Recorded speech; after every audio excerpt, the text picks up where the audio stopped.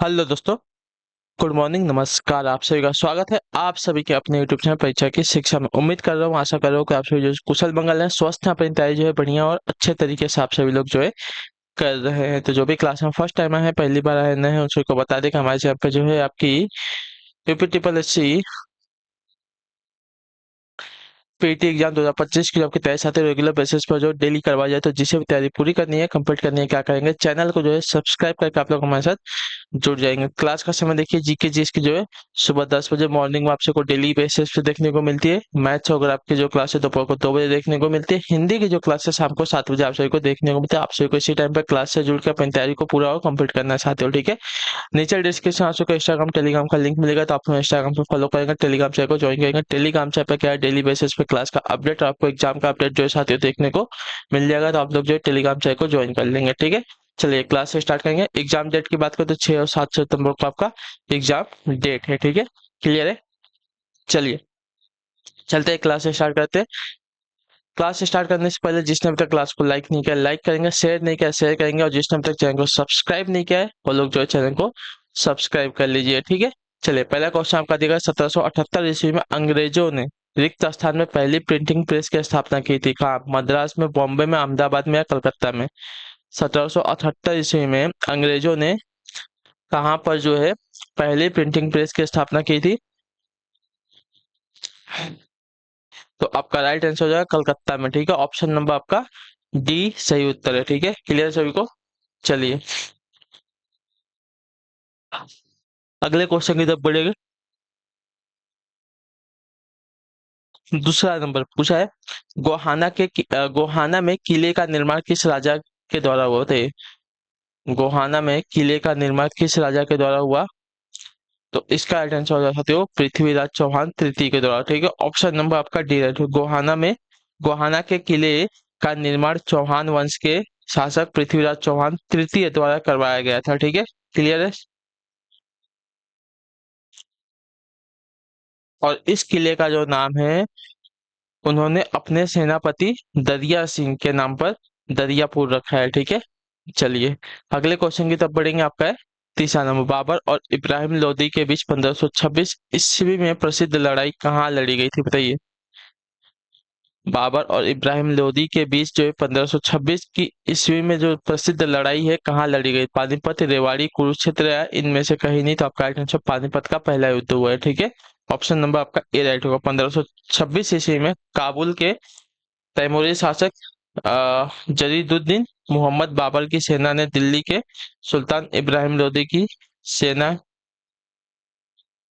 को युद्ध में परास्त कर दिया था, ठीक है। और यह युद्ध आपका 21 अप्रैल को पानीपत नामक एक छोटे से गांव के निकट लड़ा गया था, जो वर्तमान में भारतीय राज्य हरियाणा में स्थित है, ठीक है। क्लियर है। चलिए अगले क्वेश्चन की तरफ बढ़ेंगे। आपका है चौथा, ब्रह्म समाज के संस्थापक कौन है? राजा राम मोहन राय, दयानंद सरस्वती, महात्मा गांधी या लोकमान्य तिलक? बताइए।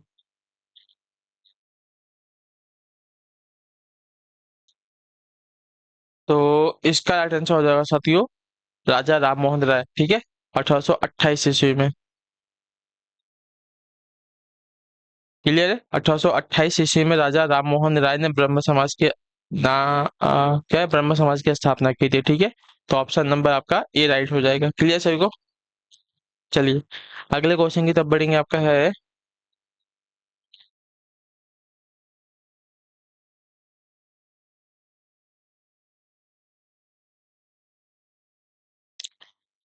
1556 ईस्वी में अकबर की मुगल फौजों को हराने के बाद इस राजा ने विक्रमादित्य की उपाधि धारण कर दी। बताइए किसने? 1556 ईस्वी में अकबर की मुगल फौजों को हराने के बाद इस राजा ने जो है विक्रमादित्य की उपाधि धारण कर ली थी। किसने? तो इसका राइट आंसर हो जाएगा साथियों हेमचंद्र ने, ठीक है। ऑप्शन नंबर आपका बी राइट हुआ। क्लियर होगा इसके बारे में। हेमचंद्र यानी कि हेमू एक आपका शक्तिशाली एवं अंतिम हिंदू शासक था, जिसने जो है 1555 ईस्वी में हुमायूं की मृत्यु का लाभ उठाकर मुगलों पर हमला कर दिया। अंततः 7 अक्टूबर 1556 को दिल्ली की लड़ाई में अकबर की मुगल फौजों को हराने के बाद हेमचंद्र ने जो है विक्रमादित्य की उपाधि ग्रहण की ली, ठीक है। अगले क्वेश्चन की तरफ बढ़ेंगे। आपका है छठा नंबर, रिक्त स्थान बताने की कोशिश करेंगे। सही उत्तर है रिक्त स्थान। भारत में राजनीतिक सुधारों के लिए आंदोलन शुरू करने वाले भारतीय नेता थे कौन, बताइए। रिक्त स्थान भारत में राजनीतिक सुधारों के लिए आंदोलन शुरू करने वाले भारतीय नेता थे कौन। तो आपका राइट आंसर यहाँ पे हो जाएगा साथियों राजा राम मोहन राय। ऑप्शन नंबर आपका बी राइट होगा। ठीक है, राजा राम मोहन राय जो है भारत में राजनीतिक सुधारों के लिए आंदोलन शुरू करने वाले भारतीय नेता थे। ठीक है, चलिए अगले क्वेश्चन की तरफ बढ़ा जाएगा। आपका सातवां नंबर प्रश्न, ध्यान से देखिएगा। किस सामाजिक सुधारक और राजनेता को जो है प्यार से बाबा साहेब कहा जाता था, बताइए। किस सामाजिक सुधारक और राजनेता को जो है प्यार से बाबा साहेब कहा जाता था। तो इसका राइट आंसर हो जाएगा साथियों डॉक्टर भीमराव अंबेडकर को। ठीक है, ऑप्शन नंबर आपका सी राइट होगा। ठीक, क्लियर है। चलिए अब है आपका आठवां नंबर प्रश्न आपके सामने पूछा गया है। राष्ट्र बिहारी बोस द्वारा संगठित भारतीय स्वतंत्रता लीग किस संगठन का एक अग्रदूत था, बताइए। राष्ट्र बिहारी बोस द्वारा संगठित भारतीय स्वतंत्रता लीग जो है किस संगठन का एक अग्रदूत था। तो इसका राइट आंसर आपका हो जाएगा साथियों भारतीय राष्ट्रीय फौज का। ठीक है, ऑप्शन नंबर आपका बी राइट हो। भारतीय स्वतंत्रता लीग का गठन वर्ष 1928 में राष्ट्रवादियों द्वारा किया गया। इस लीग का नेतृत्व राज बिहारी बोस ने किया। इनके द्वारा संगठित भारतीय स्वतंत्रता लीग जो है भारतीय राष्ट्रीय फौज संगठन का एक अग्रदूत था। ठीक है, चलिए अगला क्वेश्चन है आपका है क्वेश्चन नंबर 9। पल्ली आंदोलन संबंधित है किससे, उड़ीसा से, तमिलनाडु से, महाराष्ट्र से या गुजरात से, बताइए। पल्ली आंदोलन जो है किससे संबंधित है, तो पल्ली आंदोलन संबंधित है साथियों आपका तमिलनाडु राज्य से। ऑप्शन नंबर आपका बी राइट होगा। ठीक है, क्लियर होगा। पल्ली आंदोलन का संबंध आपका तमिलनाडु राज्य से है। ठीक, क्लियर है। चलिए क्वेश्चन नंबर आपका 10 है, उत्तर दीजिएगा। आंसर सिपाही विद्रोह किस वर्ष हुआ था, बताइए। सिपाही विद्रोह किस वर्ष हुआ था। तो सिपाही विद्रोह की अगर बात की जाएगी तो आपका राइट आंसर हो जाती है 1857 ईस्वी में। ठीक है, ऑप्शन नंबर आपका बी राइट होगा। क्लियर है सभी को। चलिए अगले क्वेश्चन की तरफ बढ़ेंगे। कहाँ से स्टार्ट हुआ था ये भी पूछा जाएगा, तो आपका याद रखिएगा मेरठ से स्टार्ट हुआ था। ठीक है, कांजीरंगा वन्य जीव अभयारण्य कहाँ अवस्थित है। कांजीरंगा वन्य जीव अभयारण्य जो है कहाँ पर अवस्थित है। तो कांजीरंगा वन्य जीव अभयारण्य की अगर बात की जाएगी तो आपका राइट आंसर असम में अवस्थित है। ठीक है, और किसके लिए प्रसिद्ध है, तो एक सींग वाले गैंडे के लिए प्रसिद्ध है। ठीक, क्लियर सभी को इसके बारे में आया ना।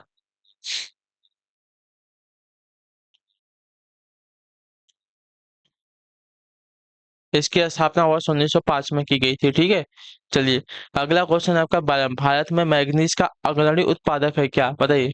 कौन है भारत में मैग्नीज का अग्रणी उत्पादक, कौन है। पश्चिम बंगाल है, झारखंड है या उड़ीसा है।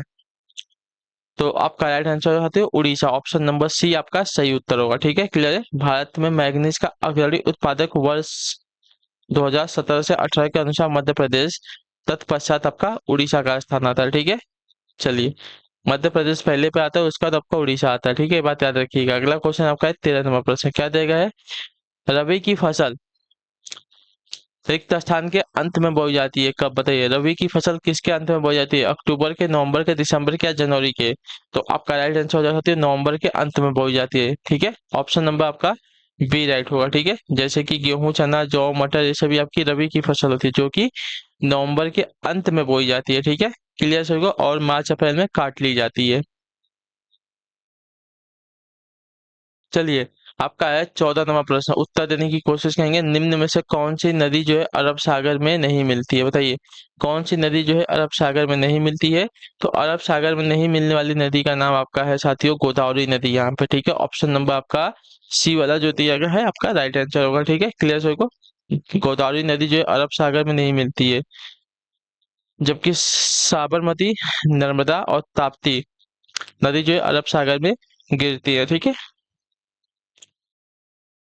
या बंगाल की खाड़ी में गिरती है गोदावरी नदी। ठीक है, चलिए अगला क्वेश्चन आपका है 15 नंबर। भारत की मुख्य भूमिका दक्षिणतम अक्षांश क्या है, बताइए। भारत की मुख्य भूमिका दक्षिणतम अक्षांश क्या है।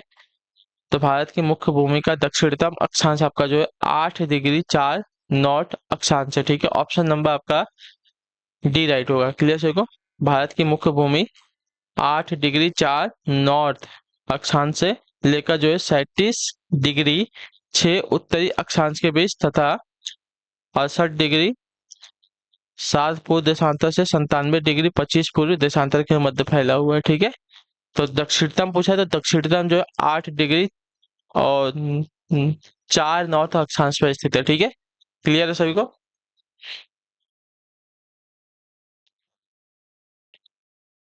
अगला क्वेश्चन आपका 16 नंबर।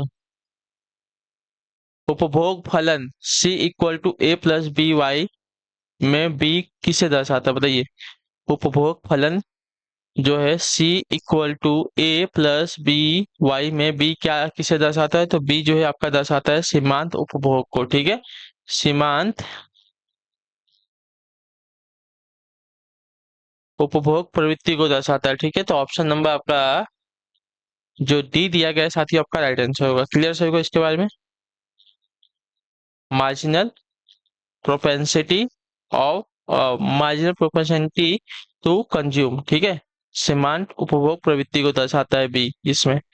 अगले क्वेश्चन की तरफ बढ़ेंगे, आपका है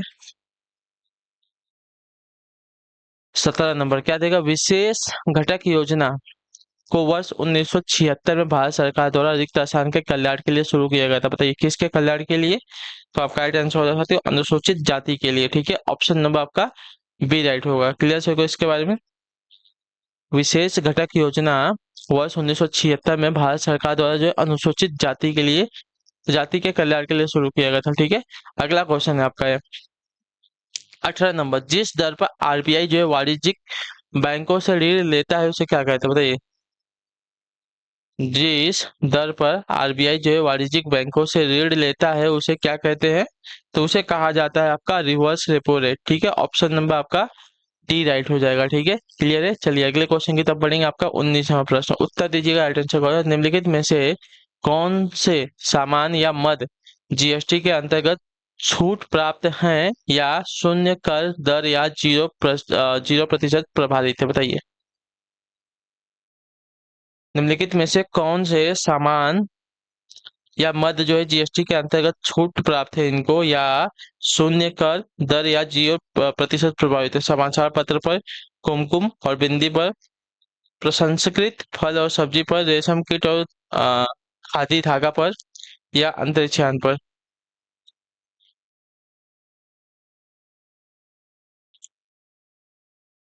तो देखिए, जिस पे हमारे जीएसटी नहीं लगता है, यानी कि इस पर जो हमारा टैक्स है शून्य है, आपका राइट आंसर हो सकती है समाचार पत्र पर, कुमकुम और बिंदी पर, अ, रेशम कीट और खादी धागा पर, और अंतरिक्ष यान पर। ये सभी पर क्या है हमारा जो है टैक्स हमारा जो है 0 है। ठीक है, तो 1, 2, 4 और 5, ऑप्शन नंबर सी राइट होगा। ठीक है, चलिए अगले क्वेश्चन की तरफ बढ़ेंगे, आपका है 20 नंबर। मनरेगा के अंतर्गत कितने दिनों के लिए रोजगार उपलब्ध कराया जा रहा है, बताइए। मनरेगा के अंतर्गत जो है कितने दिनों के लिए रोजगार उपलब्ध कराया जा रहा है, तो आपका राइट आंसर साथियों 100 दिनों के लिए। ठीक है, ऑप्शन नंबर हमारा ए राइट होगा। क्लियर है। चलिए अगले क्वेश्चन की तरफ बढ़ेंगे। 21वां प्रश्न। उत्तर देने की कोशिश कीजिएगा, राइट आंसर आपका क्या होगा। ठीक है, निम्नलिखित में से कौन सा असत्य कथन दिया गया है, ठीक है। वर्ष 1935 का भारत सरकार अधिनियम प्रांतीय लोक सेवा आयोग की स्थापना से संबंधित है, सही कथन है।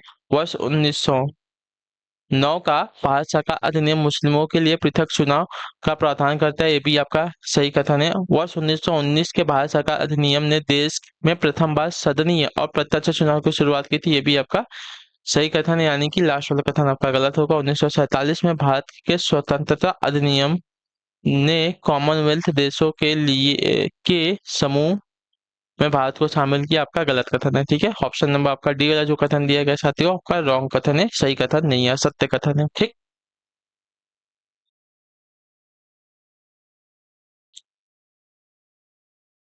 चलिए अगले क्वेश्चन की तरफ बढ़ेंगे, आपका है 22 नंबर। शक्तिशाली केंद्र सरकार के साथ संघीय प्रणाली किससे ली गई है, बताइए। शक्तिशाली केंद्र सरकार के साथ संघीय प्रणाली जो है किससे ली गई है, फ्रांस से, इंग्लैंड से, कनाडा से, या यूएसए से। तो ये आपकी ली गई है साथियों कनाडा से, ऑप्शन नंबर आपका सी राइट होगा। ठीक है, क्लियर से को शक्तिशाली केंद्र सरकार के साथ संघीय प्रणाली जो है आपकी कनाडा से ली गई है। अगले क्वेश्चन की तरफ बढ़ेंगे, आपका है 23 नंबर। राष्ट्रीय मानवाधिकार आयोग का अध्यक्ष रिक्त स्थान होना आवश्यक है। राष्ट्रीय मानवाधिकार आयोग का अध्यक्ष जो है किसे होना आवश्यक है? तो आपका राइट आंसर यहाँ पे हो जाएगा साथियों उच्चतम न्यायालय के सेवानिवृत्त यानी कि रिटायर्ड मुख्य न्यायाधीश का। ठीक है, ऑप्शन नंबर आपका बी राइट होगा। क्लियर है, राष्ट्रीय मानवाधिकार आयोग का अध्यक्ष जो है उच्चतम न्यायालय का सेवानिवृत्त यानी कि रिटायर मुख्य न्यायाधीश का होना आवश्यक है। ठीक है, चलिए अगले क्वेश्चन की तरफ बढ़ेंगे। आपका 24 नंबर उत्तर दीजिएगा। राइट आंसर आपका क्या होगा? निम्नलिखित में से कौन सा उपराष्ट्रपति जो है चुनावी सूची में शामिल नहीं है? बताइए, निम्नलिखित में से कौन सा उपराष्ट्रपति जो है चुनावी सूची में शामिल नहीं है? तो आपका राइट आंसर यहाँ पे हो जाएगा साथियों राज्य विधानसभा के सदस्य और राज्य विधानसभा के नामित सदस्य। ठीक है, ऑप्शन नंबर आपका बी राइट होगा। ठीक है, उपराष्ट्रपति के चुनावी सूची में शामिल नहीं होते राज्य विधानसभा के सदस्य और राज्य विधानसभा के नामित सदस्य। क्लियर है सभी को? यानी कि 2 और 3 आपका सही उत्तर होगा। ठीक है, क्लियर है। चलिए अगले क्वेश्चन की तरफ बढ़ेंगे। आपका है 25वां प्रश्न, क्या देगा? 73वां संविधान संशोधन पंचायत को रिक्त स्थान बनाने का प्रावधान करता है। किसको क्या बनाने का प्रावधान करता है यह? तो यह जो है संवैधानिक संस्थान। ऑप्शन नंबर आपका ए राइट होगा। ठीक है, 73वां संविधान संशोधन पंचायतों को जो है संवैधानिक संस्थान बनाने का प्रावधान करता है। तो ऑप्शन नंबर आपका ए राइट हो जाएगा। क्लियर है। अगले क्वेश्चन की तरफ बढ़ने वाले हैं। आपका 26वां प्रश्न, क्या देगा? माइटोटिक माइटोटिक सेल विभाजन के किस चरण में क्रोमोसोम्स एक दूसरे से पृथक हो जाते हैं? बताइए, माइटोटिक सेल विभाजन के किस चरण में क्रोमोसोम्स एक दूसरे से पृथक हो जाते हैं? तो आपका राइट आंसर यहाँ पर हो जाएगा साथियों एनाफेज के। ठीक है, ऑप्शन नंबर आपका बी राइट होगा। क्लियर होगा, माइटोटिक सेल विभाजन के एनाफेज चरण में क्रोमोसोम एक दूसरे से पृथक हो जाते हैं। ठीक है, क्लियर है। चलिए अगले क्वेश्चन की तरफ बढ़ेंगे। आपका है 27वां प्रश्न, क्या है? निम्नलिखित में से कौन सा मानव वृक्क मानव वृक्क प्रत्यारोपण की अस्वीकृति को रोकने के लिए प्रयुक्त होता है? बताइए, निम्नलिखित में से कौन सा मानव वृक्ष जो है प्रत्यारोपण की अस्वीकृति को रोकने के लिए प्रयुक्त होता है? तो इसका राइट आंसर आपका हो जाएगा साथियों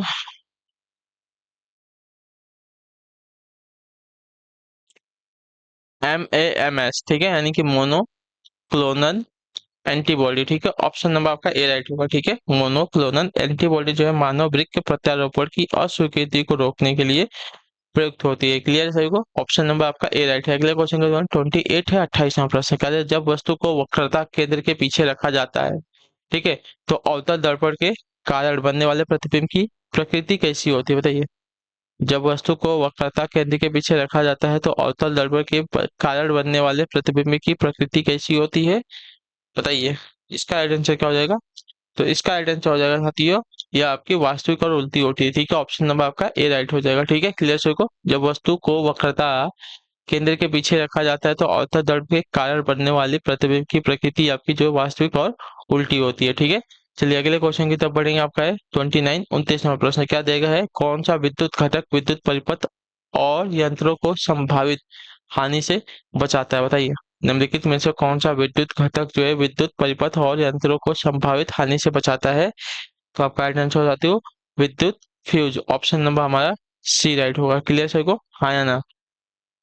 चलिए, विद्युत फ्यूज जो है विद्युत घटक विद्युत परिपथ और यंत्रों को संभावित हानि से बचाने का कार्य करता है। अगला क्वेश्चन आपका है 30 नंबर प्रश्न। ठीक है, देखिए आपका पूछा गया है, क्या चाहते हो? किसी भी इलेक्ट्रोड विभव निर्भर करता है किस पर? बताइए, किसी भी इलेक्ट्रोड विभव जो है निर्भर करता है किस पर?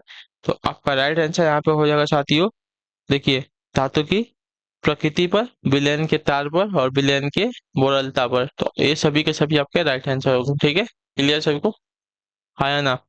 किसी भी इलेक्ट्रोड विभव निर्भर करता है आपका धातु की प्रकृति पर, विलयन के तार पर, विलयन की मोरलता पर। ठीक है, चलिए अगला क्वेश्चन आपका है 61 नंबर, भारत में इसरो का रॉकेट प्रक्षेपण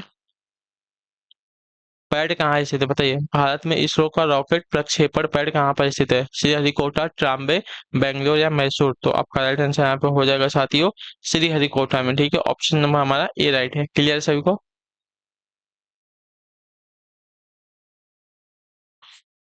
चलिए, इसे जो है सतीश धवन अंतरिक्ष केंद्र के रूप में जाना जाता है। ठीक है, इसका जो नाम है सतीश धवन अंतरिक्ष केंद्र के नाम से जाना जाता है। ठीक है, अगला क्वेश्चन है आपका साथियों 62 नंबर 62 नंबर। ठीक है, 62 नंबर पूछा गया है आपका, ह्यूमैनिटी हॉस्पिटल को किसने स्थापित किया था जिसने अपने पूरे जीवन में सब्जी विक्रेता, घरेलू मददगार और मजदूर के रूप में कार्य किया? बताइए, ह्यूमैनिटी हॉस्पिटल को किसने स्थापित किया था जिसने अपने पूरे जीवन में सब्जी विक्रेता, घरेलू मददगार और मजदूर के रूप में कार्य किया? तो इसका राइट आंसर आपका हो जाएगा साथियों आपका सुभाषिनी मिस्त्री ने। ठीक है, ऑप्शन नंबर आपका डी राइट होगा। क्लियर होगा इसके बारे में? सुभाषिनी मिस्त्री ने जो ह्यूमैनिटी हॉस्पिटल मानव धर्म ट्रस्ट के अंतर्गत संचालित एक धर्माधर अस्पताल है जिसकी चिकित्सा सेवा के अभाव में मृत्यु होने के बात की गई थी। ठीक है, अगले क्वेश्चन की तरफ बढ़ेंगे। आपका है 63 नंबर, निम्न में से कौन भारत सरकार के खेलो इंडिया कार्यक्रम से संबंधित है? बताइए, निम्नलिखित में से भारत सरकार के खेलो इंडिया कार्यक्रम से निम्नलिखित में से कौन संबंधित है? तो आपका राइट आंसर यहाँ पे हो जाएगा साथियों खेल। ठीक है, ऑप्शन नंबर हमारा बी राइट होगा। ठीक है, क्लियर। भारत में खेलों को बढ़ावा देने के लिए भारत सरकार ने खेल मंत्रालय ने देश के प्रतिभाशाली खिलाड़ियों के लिए एक नई योजना बनाई जिसका नाम खेलो इंडिया कार्यक्रम रखा है। ठीक है, इस कार्यक्रम के अंतर्गत सरकार खिलाड़ियों को प्रशिक्षण प्रदान करेगी। ठीक है, चलिए अगला क्वेश्चन आपका 64 नंबर, बताइएगा राइट आंसर का, बास्केट बॉल खेल का आविष्कार किसने किया था? बताइए, बास्केटबॉल खेल का आविष्कार किसने किया था? तो आपका राइट आंसर होगा डॉक्टर जेम्स नाई स्मिथ ने। ठीक है, ऑप्शन नंबर हमारा डी राइट होगा। ठीक, क्लियर होगा। बास्केटबॉल खेल का आविष्कार डॉक्टर जेम्स नाई स्मिथ ने 1891 ईस्वी में किया था। ठीक है, चलिए 65 नंबर क्वेश्चन आपके सामने देगा, भारत में राष्ट्रीय लोक सेवा दिवस कब मनाया जाता है? तो भारत में राष्ट्रीय लोक सेवा दिवस की अगर बात की जाएगी तो आपका राइट आंसर यहाँ पर हो जाएगा साथियों 21 अप्रैल को। ठीक है, ऑप्शन नंबर हमारा सी राइट होगा। ठीक है, क्लियर सभी को? चलिए अगले क्वेश्चन की तरफ बढ़ेंगे। आपका है 66 नंबर प्रश्न, उत्तर देने की कोशिश कीजिएगा, राइट आंसर आपका क्या होगा? भारतीय नौसेना ने विशाखापट्टनम आधारित रिक्त स्थान के साथ एक आपका सहमति पत्र हस्ताक्षर किया है जिसके आधार पर भारतीय नौसेना के सबमरीन सपोर्ट ऑपरेशन को तटीय क्षेत्रों में संचालित करने के लिए 2 डाइविंग सपोर्ट्स वेसल का निर्माण किया जाना है। ठीक है, तो इसका राइट आंसर होते हैं हिंदुस्तान शिपयार्ड लिमिटेड। ठीक है, ऑप्शन नंबर आपका सी राइट होगा। क्लियर होगा इसके बारे में? हिंदुस्तान शिपयार्ड लिमिटेड भारत की एक पोर्ट निर्माण कंपनी है, यह विशाखापट्टनम में स्थित है। ठीक है, हिंदुस्तान शिपयार्ड लिमिटेड की स्थापना सिंधिया शिपयार्ड के नाम से सिंधिया स्टीम नेविगेशन कंपनी द्वारा की गई थी और इसी की आधारशिला तत्कालीन राष्ट्रपति राजेंद्र प्रसाद ने 21 जून 1941 में रखी थी। ठीक है, चलिए अगला क्वेश्चन है आपका है 67 नंबर माउंट एवरेस्ट की चोटी पर पहुंचने वाली पहली महिला कौन है? बताइए, माउंट एवरेस्ट की चोटी पर पहुंचने वाली पहली महिला कौन है? ठीक है, पहली भारतीय महिला नहीं पूछा, पहली महिला पूछा है। ठीक है, तो पहली महिला जो है आपकी जुंको टबई है। ठीक है, भारत की जो है बछेंद्री पाल थी, लेकिन विश्व की पूछी जाएगी तो आपकी जुंको टबई हो जाएंगे। ठीक है, क्लियर होगा इसके बाद? जापान की जुंको टबई जो है माउंट एवरेस्ट पर चढ़ने वाली वाली भारतीय पर्वतारोही है। ठीक है, बिछेंद्री पाल जो एवरेस्ट शिखर पर पहुंचने पहली भारतीय महिला है। ठीक है, चलिए अगला क्वेश्चन आपका 68 है, प्योंगयांग निम्नलिखित देशों में से किसकी राजधानी है? बताइए, प्योंगयांग जो है निम्नलिखित देशों में से किसकी राजधानी है? तो आपका राइट आंसर हो जाएगा साथियों उत्तरी कोरिया की। ठीक है, ऑप्शन नंबर आपका बी राइट होगा। प्योंगयांग जो है उत्तरी कोरिया की राजधानी है। ठीक है, चलिए अगला आपका 69 69 नंबर। ठीक है, प्राचीन भारत में किसके द्वारा जो है मृक्षकटिका नामक पुस्तक का संकलन किया गया? बताइए, प्राचीन भारत में किसके द्वारा जो है मृक्षकटिका नामक पुस्तक का संकलन किया गया है? तो आपका राइट आंसर साथियों शूद्रक का। ठीक है, ऑप्शन नंबर हमारा डी राइट होगा। ठीक है, मृक्षकटिका की रचना आपकी शूद्रक द्वारा की गई है। मृक्षकटिका की रचना आपकी ईस्वी प्रथम सदी के लगभग मानी जाती है। ठीक, क्लियर सभी को? चलिए अगले क्वेश्चन की तरफ बढ़ेंगे। आपका है 70 नंबर आखिरी क्वेश्चन, पीवीसी का पूरा नाम क्या है? पीवीसी का फुल फॉर्म क्या होता है? पीवीसी का फुल फॉर्म का है पॉलीविनाइल क्लोराइड। ठीक है, ऑप्शन नंबर आपका सी राइट होगा। ठीक है, पॉलीविनाइल क्लोराइड जो है पीवीसी का पूरा नाम है। चलिए इसी के साथ जो आपकी क्लास है आज की यहीं पे पूरी होती है, कंप्लीट होती है। आई होप कि आपको क्लास जो अच्छी लगी, पसंद है तो आपका फीडबैक जो है क्लास के नीचे कमेंट, क्लास अच्छी लगी क्लास को लाइक करेंगे, चैनल पहले चलेगा सब्सक्राइब करके जाएंगे। हम आपसे मिलते हैं आपकी अगली क्लास है, तब तक के लिए टाटा बाय बाय, जय हिंद जय भारत। आपसे क्लास से जुड़ने के लिए बहुत बहुत ही धन्यवाद साथियों।